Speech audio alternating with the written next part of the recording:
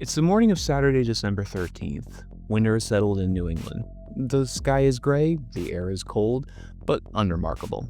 At Brown University, students walk to class. It's finals week. Backpacks, headphones, cups of coffee. 'Tis the season. Nothing about the morning feels unusual. Kind of unsettling. So by morning, the Barris Engineering Building is already busy. At approximately 1:45 p.m., a man later identified as John in court documents enters the restroom inside the building. Inside, he notices someone else, a man wearing a mask. Now, it's 2025. This is not strange, but it's also not normal. John says they make eye contact. It's brief, but it's enough to stand out. The masked man leaves the restroom, and that's when something changes. John doesn't walk away. Instead, he notices the man again and again as they move through the surrounding area. He's buzzing about. According to the affidavit that follows, as described, a game of cat and mouse. He's being suspicious. The masked man circles. John followed. Eventually, John watches him reach a vehicle. A gray Nissan, Florida license plates. Which isn't strange. This time of year, there's all kinds of out-of-state plates. John approaches the car. Inside, he notices two fanny-style bags. He doesn't touch anything. He doesn't confront the man yet. Just has a feeling. And he keeps watching. The masked man continues moving through the area, but at this point, he ends up picking up on John. At some point, the man begins to run, and John follows. When he finally catches up, John asks a simple question. "Why are you circling the block?" The man doesn't answer. Instead, he puts it back on John. He accuses John of harassing him. And then he leaves. Well played. Shortly after the encounter, the shooting inside the Barris Holly Engineering Building occurs. Shortly after that, gunshots. There's gunfire. By the time it ends, 2 people are dead and 9 are wounded. Police flood the campus, but the suspect is gone. That night, information is spotty. Authorities release surveillance images, they ask for help, but the images aren't that great. Phones are buzzing, parents are calling. Students check in with one another, because obviously, no leads, but no arrests. It's just radio silence. The following evening, Sunday, December 14th, the investigation expands. This time it's in Brookline, Massachusetts. MIT professor Nuno Larea steps outside his home, and he is shot dead.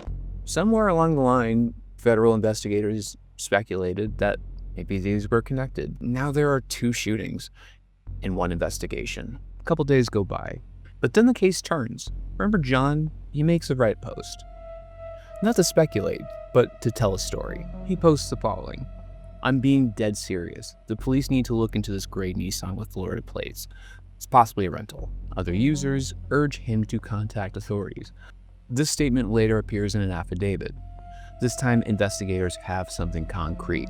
Not a theory, not a profile, not speculation, but a car. They trace surveillance footage, traffic cameras, movements across state lines. The abstract becomes specific. By Thursday, December 18th, law enforcement converges on a storage facility in Salem, New Hampshire. Inside, they find Claudio Valente. He's dead from an apparent self-inflicted gunshot wound. The manhunt ends without an arrest. In the days that follow, officials confirm that Valente is believed to be responsible for both shootings. They acknowledge the role of the public tip, thank you John, not because it was dramatic, but because it was precise. But BT dubs, John is just a alias. He posted this anonymously, understandably so. And that's really the part that's worth sitting with. This case wasn't solved by speculation. It did move forward because someone had answers. Someone noticed that something was up, and he posted about it. It moved because somebody noticed something small. A look, a pattern, someone being suspicious. Instead, a car, and said something. No narrative, no motive, just context. There is a little speculation that the shooter and his second victim may have known each other. That sort of has a touch of maybe personality to it, but again, speculation. Who knows? But my heart obviously goes out to the victims. Obviously, all 3 people that were killed in this pointless tragedy, all the people that were harmed. Also, also the time of year. Like, Like, do you remember college? Like, do you remember being excited for finals and being able to take a break and spend time with family? Like, what a devastation. What a complete devastation. And for what? And then, of course, just because everything is wrapped in politics these days, people are speculating that maybe this gentleman shouldn't have been in the country. And now they're using that to close an immigration policy that for people has been like a godsend. I don't necessarily think that that should be the case. I don't. I think it's an overreaction, as usual.